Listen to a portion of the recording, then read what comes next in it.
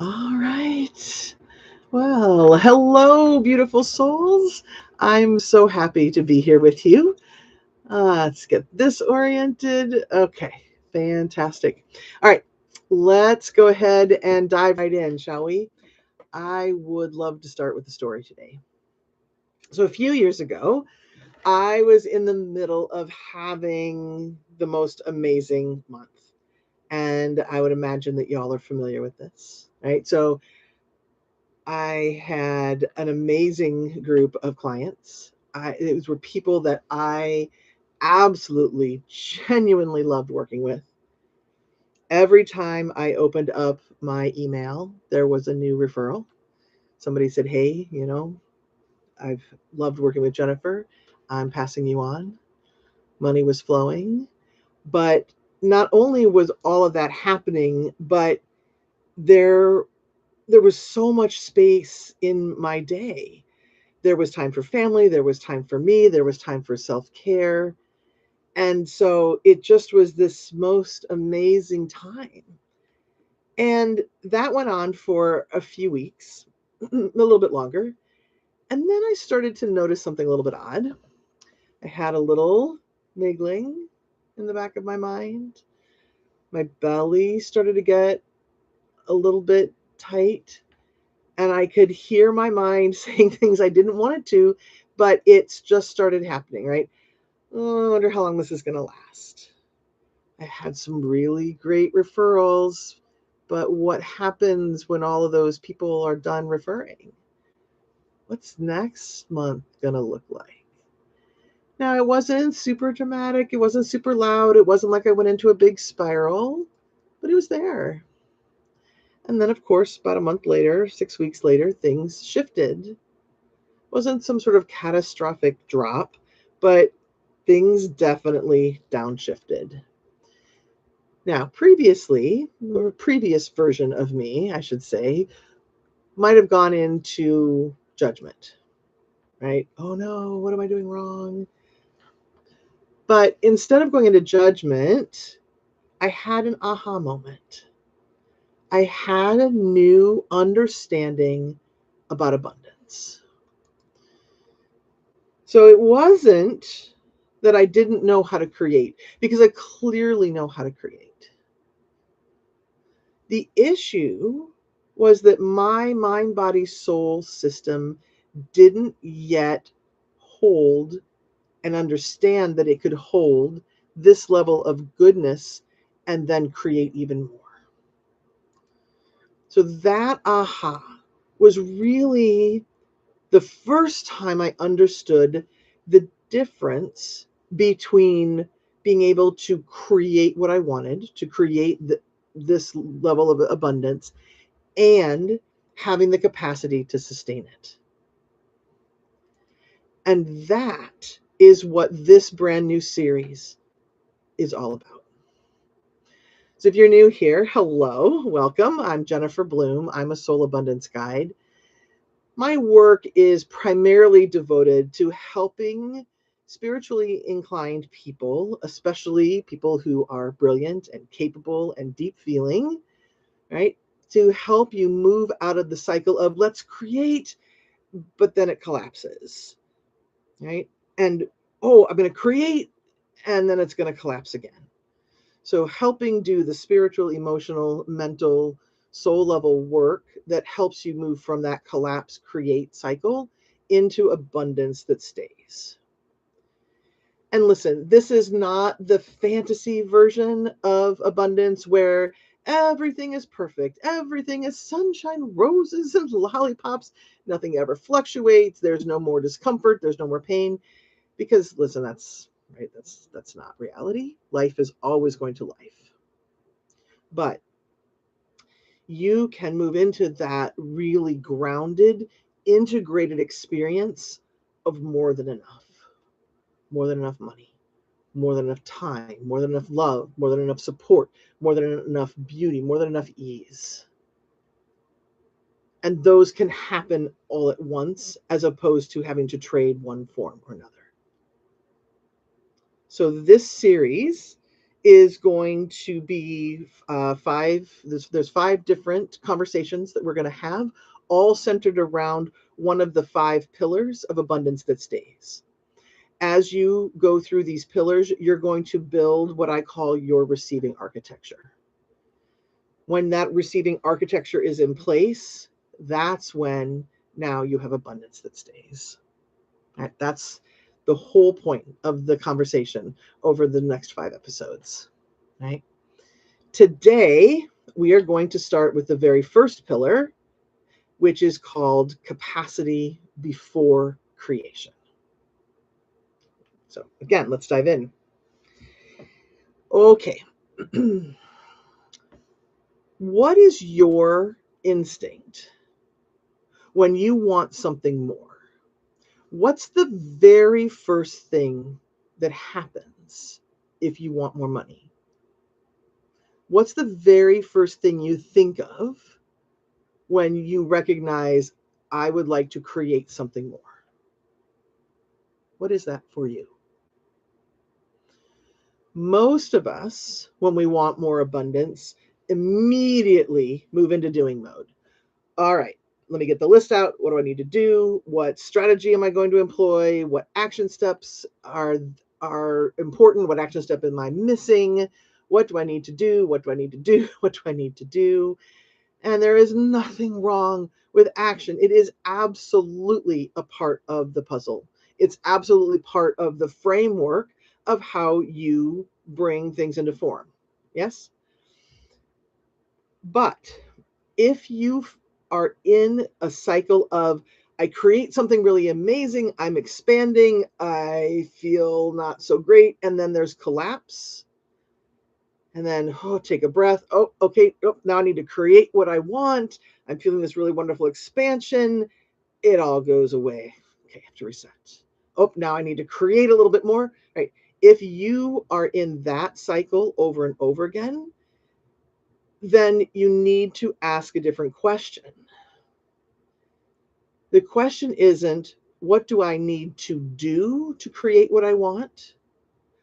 But rather, what is my current capacity to hold the goodness that I want? Okay. Capacity is the amount of abundance that your mind, body, soul system expects and feels steady in the holding of it, where there's just that, it's like you're riding a boat down a river, and it's just like, yeah, yep, absolutely, yep, this is all what I want, this is all that I have. And I'm not talking about just money when it comes to abundance. I'm talking about love, beauty, time, nature, creativity, visibility, support. All abundance is all the different forms of divine energy expressing throughout your life. If we don't expand our capacity across all the forms, not only do we have a hard time holding what we're creating, but we end up accidentally trading one form of abundance for another. So you might end up trading time for money, or money for love, or love for time, or peace for productivity, or you trade freedom for security. Right? Because if your system can only hold, if it could only hold a quart of water, and you have 10 pints of abundance that you want, you're going to have to, right, in order to, if you can only hold a quart, you can have these 3 pints, but those 7 need to stay out there. And then, I'm going to trade this pint for that pint. Does that make sense? So capacity work is what allows multiple forms of abundance to coexist in your experience, while also being able to hold the kind of abundance that you are seeking. Okay. Let me give you another metaphor. Let's say I want to make a really big pot of red lentil soup. I want to cook for my whole family, kids, partners, everybody, extended family, everybody. But instead of getting out my really big stock pot, I get out my 2-cup pot. Now, there's nothing wrong with the pot. There's nothing wrong with the recipe. I'm just going to have to make that recipe over and over and over and over again. It's going to cost me time. It's going to cost me emotional labor. It's going to cost me physical labor. Maybe it's even going to cost some financial abundance because I'm wasting resources as I'm trying to skinny the recipe down to fit into that one pot, right? The container determines what can be held at one time. And each of us have an internal set point for how much goodness feels normal. And when we exceed that set point, we feel tension. We might even feel fear or worry, or that sense that the other shoe's about to drop. And when we start feeling those kinds of things, we stop the flow from the universe. We put up a really big red stop sign. Yes, you're doing it unconsciously, but it's there nonetheless. And then we tend to get pissed off.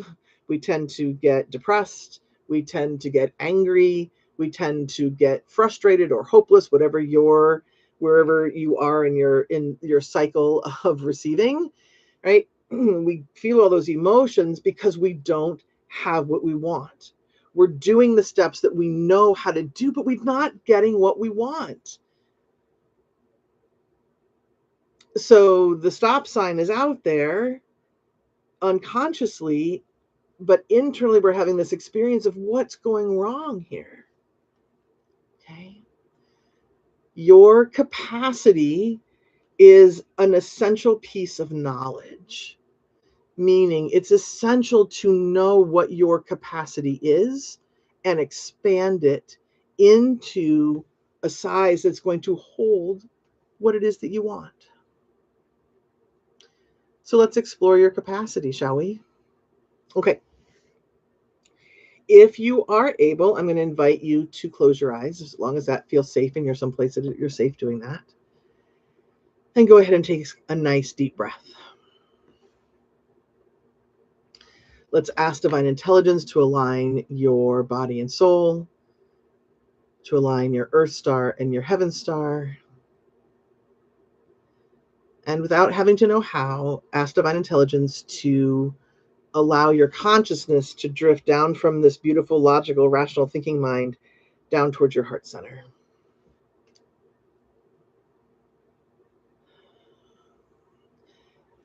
And now let's ask to connect with our souls in whatever way feels right to you. If you know your soul language team, you can connect to your soul language team, or connect in whatever way feels right to you. And now we're going to ask a series of questions to get at your capacity. So if 100%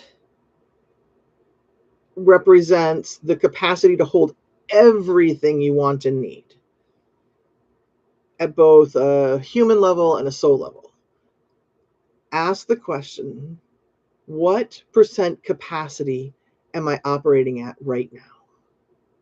So if 100% indicates your ability, your capacity to hold everything that both your human mind and your soul, all what that wants, right? That's 100%.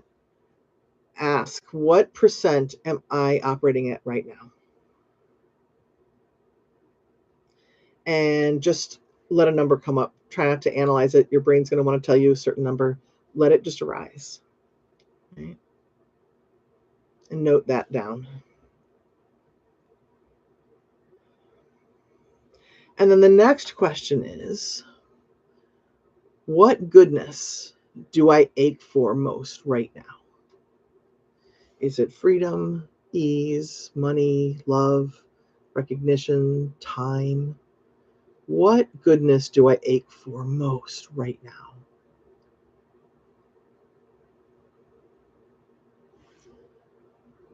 And once you have that answer, you get to ask the question, what is my percent capacity to hold that? And note that. Okay, I've got a few more questions for you, but I want to say this first. There's no judgment here about what percent capacity you're at. This is simply a piece of knowledge. And the good news is once you have that knowledge, then you can do something about it, right? Okay. All right. So we've been talking in general percentages and for a general topic, but let's go another layer deeper. I'm going to ask you a few questions about specific pieces of abundance. And again, let the answer come up as best as possible without trying to overthink it. But I also want you to be curious about what's happening in your body when you start listening to the questions. Notice if a question or an answer brings up any sort of tension or tightness or a sense of urgency or even a sense of resistance. Those are all really important cues and clues as to what's getting stuck or what's keeping your capacity from expanding to where you want it to be. Okay. All right, so let's talk about money. Let's go into the financial area of abundance first, since a lot of us have that as one of our big goals. So I'm going to ask you to check in, and let's do it this way. I want you to think about the amount of money that's flowing into your experience now, and maybe not just today, but like over the last 3 months, 6 months, maybe even a year. What's that number? What kind of money, financial wealth, has been flowing into your experience? And just give us an estimate. Okay. What happens in your body if you imagine twice that amount coming in? What about triple the amount coming in? What happens if you imagine quadruple the amount coming in? What about 100 times?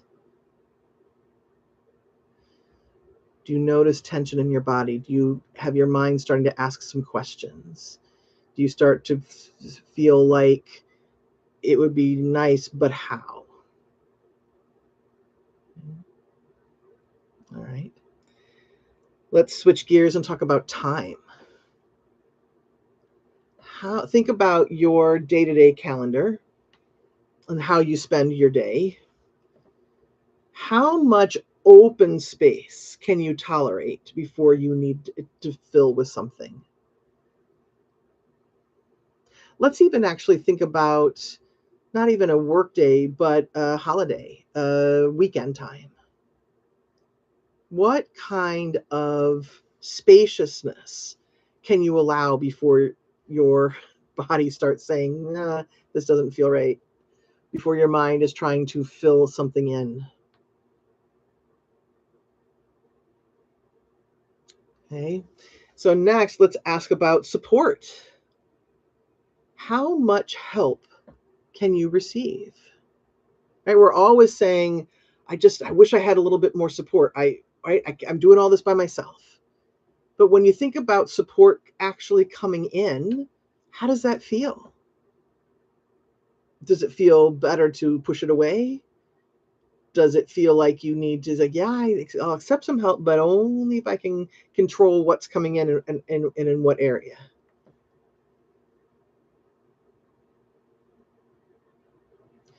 And then finally, let's talk about visibility. Imagine your message getting out to twice as many people, 10 times as many people,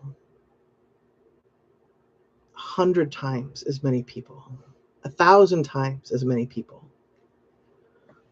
Where does your stomach start to tie into knots? Where does your mind want to stop it? Okay. And really remember, these are all just observations. There's nothing wrong with any of the answers that you came up with. And in fact, there really isn't even an answer to how much visibility is right, or how much support is right, or even how much money is right. These are only answers that you can answer. But if what you're noticing is that you're getting some tightening, some bracing, some tension, or even your mind's starting to chatter like, I don't know how that's going to happen. How can I make that happen? What am I going to need to do? I'm going to need to do a lot, right?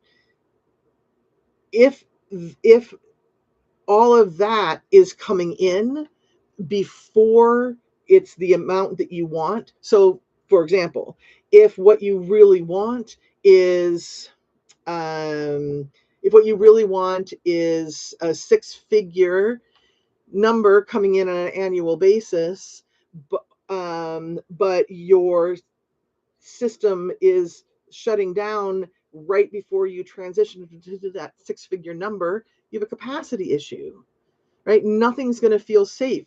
You are going to be shutting down before you can receive it. So it's not that there's no point in doing action steps, but you are going to be working against yourself. Is if you can't hold it, something is going to come in as you create it and then just fall away. It's going to fall apart, and you're not going to get what you want. Right? All right. So now that we've built some awareness, and I'm going to suggest that you jot some things down if you haven't been already. But now that you understand in a new way where your capacity is, what your capacity is, let's talk about creating a new kind of structure. Because that's really all that it is. And there's a lot of different ways to look at structure. We could talk about beliefs, we can talk about identity, we can talk about lots of ways that lots of things that end up creating structure within our mind body system. And we will touch on those things as we get into some of the other pillars. But before we even get specific, I want you to get some information from the divine about your particular system and what could shift in your system to create more capacity for what you want. And the way we're going to do that today is I want us to connect with a soul language. And for those of you who aren't familiar with this particular paradigm, soul language is a paradigm that allows us to put tangibility to soul. Within this paradigm, there are 107 different voices of soul. When we come to the planet, we each bring 3 individual languages that are that make up our particular soul. But for the purposes of today's conversation, what I want us to do is actually connect with one of those 107 languages, because it carries an incredible amount of wisdom about creating structure. So we are going to have a conversation, and I'll teach you how to connect with this language, how to connect with this wisdom in a moment. But we're going to talk with a soul language called Arc Builder. And Arc Builder this is the slice of divinity that truly understands how to create a structure. And we can talk internal structure, we can talk external structure, but for today's conversation, it's really about internal structure. This part of divine intelligence, divine wisdom, is it truly understands how your internal structure is set up for what it is that you want and what might be getting in the way. Okay. So in order to connect, I'm going to walk you through what it takes to connect with Arc Builder. And depending on how you receive information, you might hear information from Arc Builder, you might get a sense of something, you might see an image, you might hear a sound. We're going to ask particular questions, but mostly what I want to say here is once we've created the connection, trust that it's there. When we ask these questions, trust that that information is flowing through ArcBuilder. Okay? All right. So again, if you are somewhere where you can close your eyes and it feels comfortable to do so, go ahead and close your eyes and take a nice deep breath. And we've already done the alignment exercise. So go ahead and again, imagine that you can drop your consciousness down towards your heart center and take a nice deep breath. And then simply ask divine intelligence to create a conscious connection with the soul language called ArcBuilder. And just take a moment and let that connection come into being.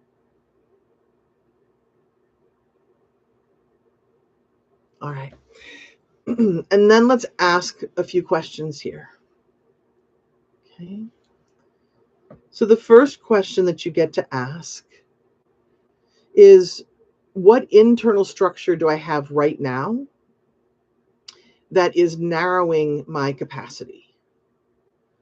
What internal structure do I have right now that is narrowing my capacity?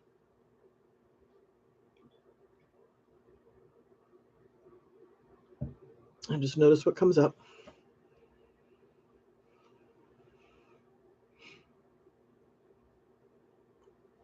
And I'm going to go through these questions fast. If you need to, you can listen to the recording and pause so that you can get some more information. Okay. So the next question is, what internal shift would widen my container? What internal shift would widen my container?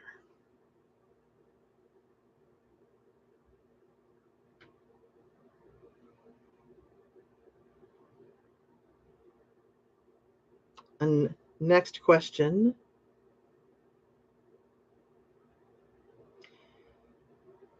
What belief do I hold that limits my ability to expand capacity for the goodness I most ache for?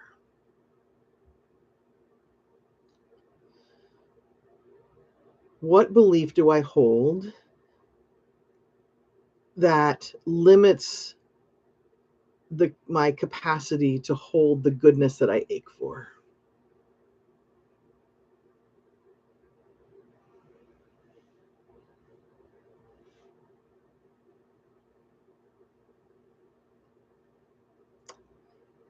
And then final question, what external action step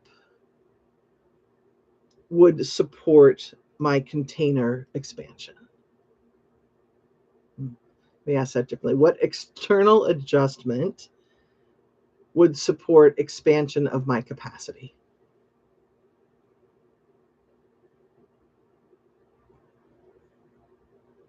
Okay.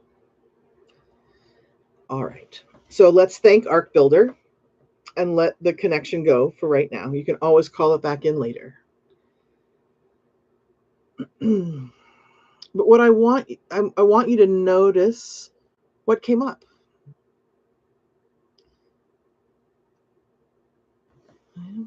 Notice what's there. Notice what surprised you. Okay. All right. So remember, the goal here is to create expansion. Each and every one of you already has a capacity. And the goal is to create expansion within that capacity. It's not even to get to 100%. I don't know. Well, I'd have to think about it. What I was going to say was, I'm not sure that really the goal is even to be at 100%. Because that would 100% would actually indicate that there's an end point to our ability to expand, and that's not accurate. We're a piece of the divine, we're a piece of the infinite. So we have infinite ability to expand. So in some ways, putting percentages on here is a little bit misleading, because it says it as humans, we like to shoot for a target, right? Well, if I can just get to over there, then my life is just going to be amazing.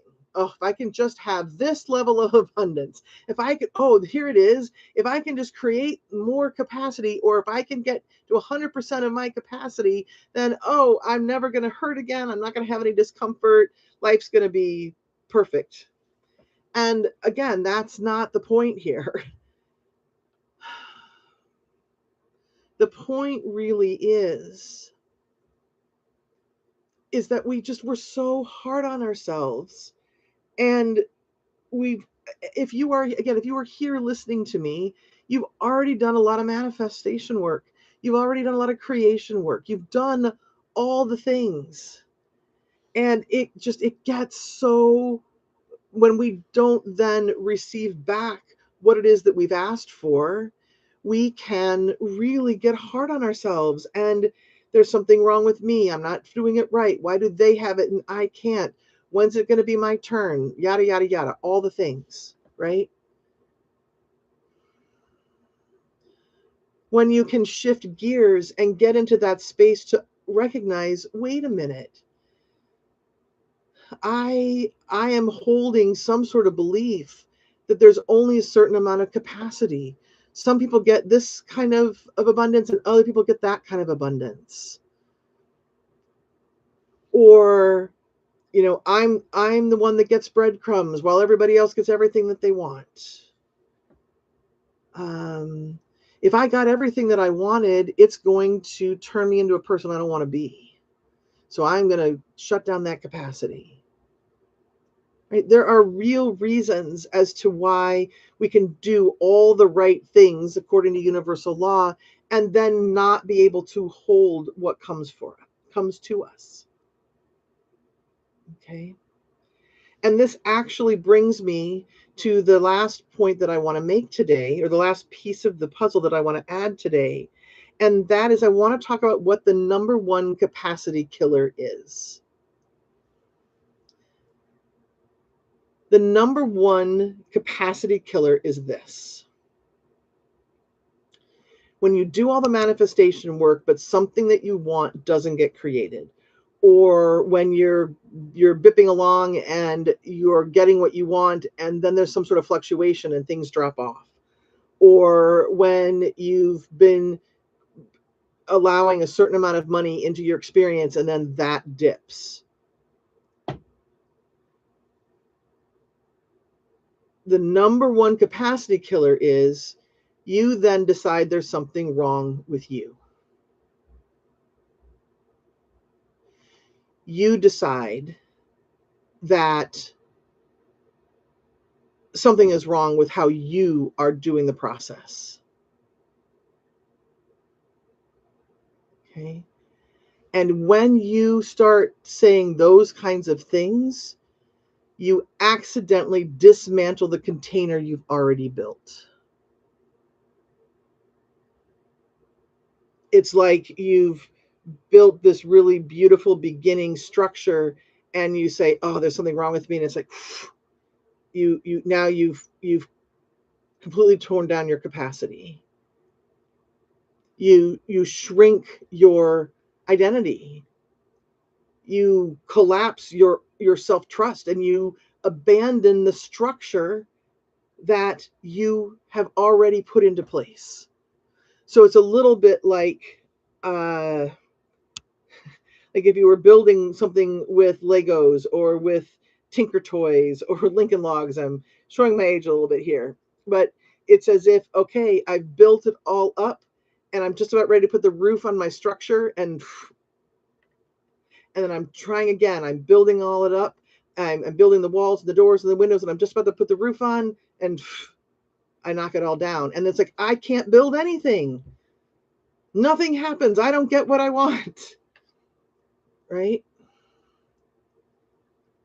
So that is the number one capacity killer, is not getting something in and then deciding there's something wrong with you. There's nothing wrong with you. Your capacity simply wasn't at a point to allow you to hold it. Okay? Your capacity gets strengthened by your conscious expansion. So, in those moments of fluctuation, in those moments when things dip, instead of saying, what's wrong here, you get to ask the question, how is this happening for me?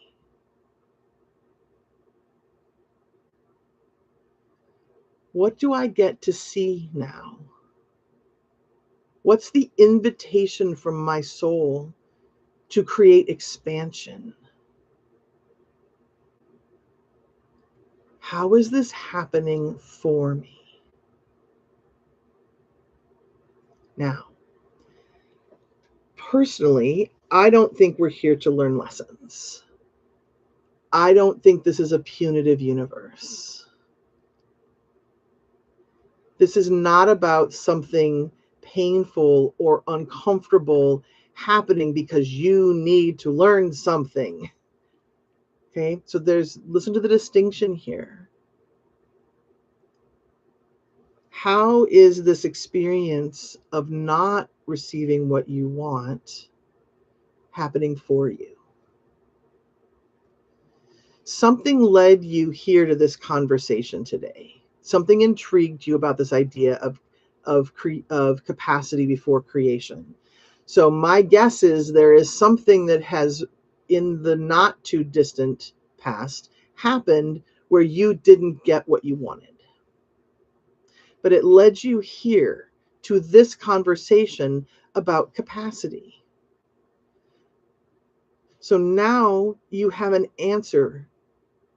Now you have a new piece of knowledge to allow that expansion to happen so that you now can create more of what you want. Was that divinely orchestrated? That's a big question. I do think that our inner beings, I do think that our divinity is always leading us to where we can continue to expand. But whether you believe that that was specifically orchestrated or it simply becomes an opportunity to get a new piece of information, right? How is this happening for me? Or even leaving the how off, simply sitting in that space of, this experience really sucks. It hurts. And as I allow myself to process the pain of whatever is happening, I get to take that next step and ask, how is this for me? This must be happening for me. I wonder what's on the other side of this. Those are capacity expanding questions. So instead of going into that space of, expletive, expletive, expletive, why is this always happening to me? This is not fair, right? In that space of, how is this happening, or knowing this is happening for me, gives you that space of expansion. Now capacity expands. Now you have the ability to allow more abundance to flow in. Okay. All right. So we've talked about a lot here. I'm going to invite you to take a breath and tune in. And let's just do some noticing. Where is your capacity stronger than you thought? What surprised you about the capacity that you already have?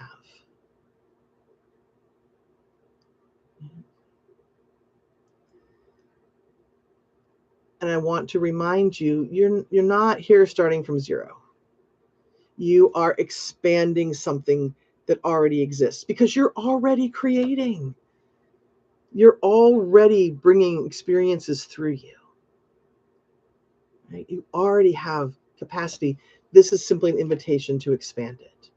And the more that you expand it, the more opportunity you have for abundance to stay in your experience. Okay. All right. So next week, we are going to talk about the second pillar, which is all about staying available to goodness. Right? Capacity is important. You're creating the structure. But what happens in the exact moment that something amazing shows up for you? How does your body respond? How does your body respond? How does your mind respond? How does your soul respond? Or do you find that you're like, oh, yes, finally? Do you find that you're tensing a little bit like, ooh, is this going to stay? All kinds of questions to ask next time. Okay, so that's where we're going next. Now, if all of this information resonated with you, I have a free meditation called Meet Your Prosperous Self. It's a really grounded way to reconnect with that part of you that already knows how to receive goodness. And as you practice that frequency of goodness, then you begin to become aware of where your sticking points are, but it also becomes a much more practiced state. Okay, so I'll put the link in the comments. And then please make sure that you subscribe and join me next time as we continue this series of abundance that stays. All right. And finally, I just want to say, if you find that you build abundance and then it drops, it has nothing to do with your capability as a manifester. It's not because you don't have the right strategy.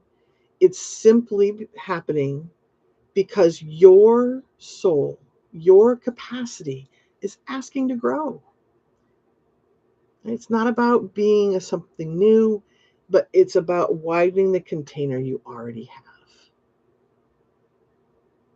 All right. Abundance isn't about forcing, it's about holding. And that's the work. So I will see you all next time. Take good care. Bye-bye, everybody.